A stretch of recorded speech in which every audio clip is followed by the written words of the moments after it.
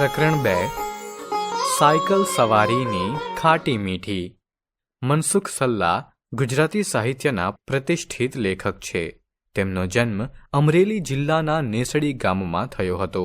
તેમણે સાહિત્ય અને શિક્ષણ ક્ષેત્રે નોંધપાત્ર કામગીરી કરી છે અને હૈયે પગલાં તાજા, માણસાઈની કેળવણી તથા અનુભવની એરણ પર જેવા પુસ્તકો દ્વારા લોકોને ગહન ભાવ વિશ્વમાં ઊંડાણપૂર્વક ઉતાર્યા છે. તેમને નર્મદ સુવર્ણચંદ્રક જેવા પ્રતિષ્ઠિત પુરસ્કાર પ્રાપ્ત થયા છે. આ પાઠમાં આપેલી રચના સાયકલ સવારની ખાટી મીઠી એક સ્મરણ રેખા છે, જેમાં બાળપણની સાયકલ સવારી સાથે જોડાયેલી યાદોને તેઓ અત્યંત જીવન અને રમૂજી શૈલીમાં રજૂ કરે છે. આજની ઉગતી પેઢીને ટુ વ્હીલર ચલાવવાની નવાઈ નથી, પરંતુ 55 વર્ષ પહેલાં અમને સાયકલની નવાઈ હતી. બહાર ગામથી કોઈ સાયકલ લઈને આવે તો અમે આશ્ચર્યમુગ્ધ થઈને નિહાળતા. સાયકલ ઉપર બેસવાનું મારું પહેલું વહેલું સ્મરણ મારા કેશુ મામા ચલાડાથી સાયકલ લઈને આવ્યા હતા અને મને આગળના દાંડિયા પર બેસાડી આખા ગામમાં ફેરવ્યો હતો. તેનું છે. બજારથી નદી, નદીના પાળેથી ખડા વાડ થઈ પાદર, પાદરથી ઊભી બજાર થઈ ઘેર પહોંચ્યો હતો. ત્યારે પૃથ્વી પ્રદક્ષિણા કરી હોય તેવો આનંદ થયો હતો. લોખંડના દાંડિયા પર બેસવાનું કંઈ અનુકૂળ નહોતું, છતાં દુઃખ કળાતું નહોતું, કારણ કે એક અદ્ભુત તક મળી હતી. સમવયસ્કોમાં હું ભાગ્યશાળી ઠહર્યો હતો કે સાયકલ પર બેસીને આખું ગામ ફરવાનું મળ્યું હતું. એકો ન રમતે એવું શ્લોક વાક્ય પછીથી જાણ્યું, પરંતુ સૌને મારી તકની ખબર પડવી જોઈએ, એટલે કોઈ આડું નહોતું કે સામે નહોતું, તોય મેં આખરે રસ્તે ઘંટડી વગાડ્યા કરી હતી. સૌને ખબર તો પડવી જોઈએ ને કે મારું મહાભાગ્ય કેવું હતું. સાયકલ રમરમાટી કરતી દોડતી હતી. નદીના પાડા પછીના ઢાળમાં તો પેટમાં શેરડા પડી ગયા હતા. વચ્ચે વચ્ચે હવાથી આંખ બંધ થઈ જતી, પણ ઘંટડી વગાડવાનું ભૂલાયું નહોતું. એ અનુભવ એવી ઉત્સુકતા ભર્યો અને રોમાંચક હતો કે કેશુ મામા બપોર પછી ગયા ત્યાં સુધીમાં સ્ટેન્ડ પર ઊભી કરેલી સાયકલના દાંડાને ઘંટેડીને અનેકવાર અડી લીધું હતું. પેન્ડલને અવળો આંટો ફેરવ્યો હતો. એનો આનંદ જ ઓર હતો. પછી દિવસો સુધી સાયકલ પર બેસવાનો આનંદ ભાઈબંધો આગળ વાગોડ્યો હતો. એમાં અતિશયોક્તિ અલંકારની અતિશયતા કઠી નહોતી. અમારા બટુકો માટે આશ્ચર્ય લોક ત્યારે ખુલ્યો જ્યારે સાવરકુંડલાના એક વહોરાજીએ ગામમાં સાયકલ સ્ટોર ખોલ્યો. એમાં એક સાથે 10 સાયકલ મુકાઈ. આટલી બધી સાયકલ, એમાંય ગમતી મીઠાઈ જેવી 2 નાની સાયકલ હતી. એકેય સાયકલ નવી નહોતી. કુંડલામાં વપરાઈને ઉતરી ગયેલી આ સાયકલો હતી. દરેક સાયકલનું એકાદ અંગ તો ઘવાયેલું હોય જ, એટલે ચલાવતી વખતે વાત વાતમાં એને વાંકવું પડે. મોટી સાયકલો ભાડે જાય, પણ એક સાથે નહીં. નાની સાયકલો તો સવારથી સાંજ સુધી એક પળ નવરી ન પડે. કલાકનો એક આનો ભાડું હતું. એય અસાધારણ લાગતું. એટલે 2-3 જણ ભેગા થઈને 3 પૈસા એટલે કે અડધો આનો ભેગા કરીએ અને નામ નોંધાવી દઈએ. આગળના વારાવાળાનો અડધો કલાક અમને બહુ લાંબો લાગતો, જાણે ઘડિયાળ ધીમી ન ચાલતી હોય. ભાઈબંધો સાયકલ ફેરવતા હોય અને અમારે કેવળ જોઈ રહેવાનું. એટલે ક્યારેય હનુમાન દાદાને મનોમન ભલામણ થઈ જતી કે ઘડિયાળનો કાંટો જલ્દી આગળ વધે તેવું કંઈક કરે. અમારી વિનંતી કેટલી સાંભળી એ તો તેઓ જાણે. અમે 2-3 જણે મળીને ભાગમાં નાની સાયકલ ભાડે લીધી હોય.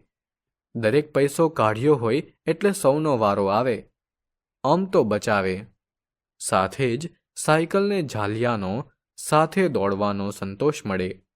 નાની ઘંટડી તો સતત વાગતી હોય. સાયકલ ક્યારેક દગો દઈ દે, ભૂમિશયન કરાવી દે, પણ ઘંટડી ભાગ્યે જ બેવફા નીવડતી. એ સાચું કે ઘંટડી ન વગાડીએ તો ચાલે એમ હતું, કારણ કે સાયકલમાં કીચુડાટનો અવાજ એટલો આવતો હોય કે આસપાસવાળા ખસી જ જાય. તોય અમે ઘંટડી વગાડતા. એ જ તો મુખ્ય આનંદ હતો. સાયકલ ચલાવતા બરાબર આવડ્યું ત્યાં સુધીમાં પરાક્રમો પણ રોમાંચક છે. બધા કહે, સામે જો, હેન્ડલ ઉપર નહીં. ઘંટડી વગાડવાનું બંધ રાખ, અરે પેડલ મારવાનું ચાલુ રાખ. પણ એનો મેળ રહે નહીં. એમાંય રસ્તામાં કૂતરું બેઠું હોય એટલે મિત્રો કહે, તારવ વારવ. ત્યાં તો કૂતરું વહાલું હોય એમ એની ઉપર સાયકલ ચડી જાય. મિત્રો કૂતરું કરડવાની બીકે સીટ છોડી દે. પછી જે થવાનું હોય તે થાય જ. બીજી બાજુ કૂતરું ઉંકારો કરતું ભાગે, કાં તો સામે ઘૂરકે. કપડાં ધૂળ ધૂળ થઈ ગયા હોય એની તો નવાઈ નહોતી. બજાર વચ્ચે પડવાની હાણ ખાસી લાગે. એમ થાય કે કોઈ ન જુએ તેવી ખડાવાડમાં કે એવી બીજી જગ્યાએ બન્યું હોત તો વાંધો ન હોતો. પણ જ્યારે બેઠેલા ફિલ્મ ઉતારે તે કાંઠું લાગતું. મોરાવા જેવું થઈ જાય. તો એ કંઈ બન્યું નથી એમ સાયકલને દોરીને આઘા ચાલ્યા જવાનું. પછી ત્રણેય મિત્રો બીજાની જ ભૂલ હતી તે સાબિત કરવા માટે થાય તેટલું કરે. આખરે સાયકલ પર પાછું આરોહણ થાય. વરઘોડો આગળ ચાલે. હશે કોઈ એવું જેને સાયકલ શીખતા હાથ પગ ન છોલાયા હોય? વળી અમારું નિશાન. મિત્રો સાયકલની સીટ છોડી દે, એકલા ચલાવીએ અને સાયકલ ચાલે. પડીએ નહીં તે હતું. તેથી ક્યારેક 2 પૈસાનો મેળ કરીને સાયકલ ભાડેથી લીધી છે અને 1 કલાક સાયકલ ચલાવવાનો લહાવો લીધો છે. તેના અનુભવ પણ ભાતીગળ છે. ગામમાં આવેલી સાયકલો ખખડધજ હતી. સાવરકુંડલામાં ન ચાલે માટે નેસડીમાં આવી હતી. એટલે એક ઘટના સર્વસામાન્ય હતી. ચેન ઉતરી જવી. એકાદ ફલાંગ સાયકલ ચાલે અને ચેન ન ઉતરે એવું ભાગ્યે જ બને. સાયકલ ચલાવી હોય એટલી ચાલે, પણ ચેન સરખી કરવાનું કામ મુખ્ય રહેતું. એથી આંગળા અને કપડાં ગ્રીસવાળા થાય. પણ એની અમને પરવા નહોતી. પરંતુ બીજો ત્રાસ ભારે હતો. ગામમાં રસ્તા ધૂળિયા. ટાયર અને કાંટા વચ્ચે પુરાણી દુશ્મનાવટ. વેર વાળવા કાંટા ધૂળમાં છુપાઈને બેઠા હોય. ખચ્ચ કરતા ટાયર ઉપર હુમલો કરે અને ભોગ અમે બનીએ. દુશ્મન ક્યાં બેઠો હોય એની ખબર ન પડે. સાયકલ બાપડી થઈ જાય. તેને દોરીને અમે સાયકલ સ્ટોર સુધી પહોંચાડીએ. સાયકલવાળો હુકમ કરે એટલે તેનો જંબુરિયો સાયકલ આડી પાડી ટ્યુબ ટાયર ખોલે. જોઈએ તો ટ્યુબમાં અગાઉથી જ પંચર રિપેરિંગના 12-15 લેબલ લાગેલા હોય. તેમાં અમારાથી એકનો વધારો થાય. જો કે તેના વધારાના પૈસા આપવા પડતા તે કટતું. ટ્યુબમાં પંક્ચર ક્યાં છે તે જાણવા સાયકલવાળો ટ્યુબમાં હવા ભરી તગારાના પાણીમાં બોળે અને હવા નીકળતી હોય ત્યાં બડબડિયા બોલે. ભલું હોય તો પડખેથી બીજું કાણું હોય તે ચાળી ખાય એ બડબડિયા જોવાની બહુ મજા પડતી. સાયકલવાળો ટાયરમાં અંદરના ભાગે હાથ ફેરવીને કાંટો શોધી કાઢે. જાણે પોલીસે ગુનેગાર પકડી પાડ્યો હોય તેવા સંતોષ સાથે અમારી સામે જુએ ને બોલે, મને હતું જ કે 1થી વધારે પંક્ચર હશે. ડબલ પંક્ચર અને ડબલ દંડ. જો કે અમારો દંડ એ સાયકલ સ્ટોર્સવાળાનો આનંદ બનતો. ગામડાના રસ્તા કાચા, ખાડા ખડિયાવાળા. મારો સાયકલ ઉત્સાહ કશાને ગણકારે નહીં, પણ સાયકલ તો બધું અનુભવે. ધૂળના ધક્કામાં પૈંડું એવું ડૂબે કે હેન્ડલ કહ્યું ન કરે. ક્યારેક પૈંડું હઠાગ્રહ કરીને ઊંધું ફરીને ઊભું રહે. વટ પાડવાની ખ્વાહિશ હોય પણ વટ ધૂળમાં પડી જાય. ખાડો મોટો હોય તો સાયકલ કૂદકો મારે, ભૂમિશયન કરે અને ફરજિયાત ભાન કરાવે કે પૃથ્વી માતા કહેવાય, માટે દંડવત પ્રણામ કર. ને કરવાય પડે તો રસ્તા વચ્ચે બેઠેલો પથ્થર જાણે લોહચુંબક હોય એમ પૈંડું ગમે તેટલું વારવા છતાં એ તરફ જ ખેંચાય. પથ્થર ઉપર થઈને નીચે પછડાય. પછી 2-3 ઘટના બને. કાં તો થોડું આંચકો ખાઈને આગળ ચાલવા માંડે, કાં આડું થઈને સાયકલને અટકાવી દે, કાં પૈંડું એવું વાંકું થાય કે સાયકલ અને સવાર બેય બિચારા બનીને આવશે પણ એ ગમે તે દિશામાં ફેંકાઈ જાય. આસપાસ ઊભેલા સંભળાવેય ખરા. જોઈને ચલાવતો હોતો? હા ભાઈ હા, જોઈને જ ચલાવી હતી, પણ પૈંડું માને તો ને. સાયકલની આડોડાઈ પણ જેવી તેવી નહીં. સામેથી ભેંસ આવતી હોય, બાજુમાં રસ્તો ખુલ્લો હોય, આપણને થાય કે આ જરાક તારવી લીધી કે પત્યું. પણ આપણું ધાર્યું બધું ક્યાં થાય છે? ભેંસને અક્કલ હોય તો ને. એ તો મારી બાજુ જ વળે. તે આગળ વધતી જાય અને મારી મૂંઝવણ વધતી જાય, એટલે સાયકલ વધુને વધુ ભીંત બાજુ લઉં. પછી તો ભીંત જ રહે. સાયકલ ધડામ કરતી ભીંત સાથે ભટકાય, હાથ પગ છોલાઈ જાય. એ સંતોષ હોય કે ચાલો ભેંસથી તો બચ્યા. પડવા કરતાંય વધુ ચિંતા હાથ પગે છોલાઈને લોહી નીકળ્યું હોય તેની થાય. ઘેર એની ખબર પડે તો ઠપકો તો મળે જ, એટલે ઘરગથ્થુ ઉપચાર પણ થાય. ત્યારે ક્યાં ખબર હતી કે ધૂળમાંથી એ સેપ્ટિક થાય છે? હાથમાં કોરી ધૂળ લઈ હથેળીમાં હલાવતા હલાવતા સાથે ઝીણી ધૂળ રહે તેને વાગેલા ભાગ ઉપર લગાવી દેવાની. મોટા ભાગે લોહી બંધ થઈ જાય. એટલે વળી સાયકલ ચલાવવાનો ખરો આનંદ પડીએ નહીં એ નહીં, પરંતુ પૂરપાટ દોડાવી શકાય.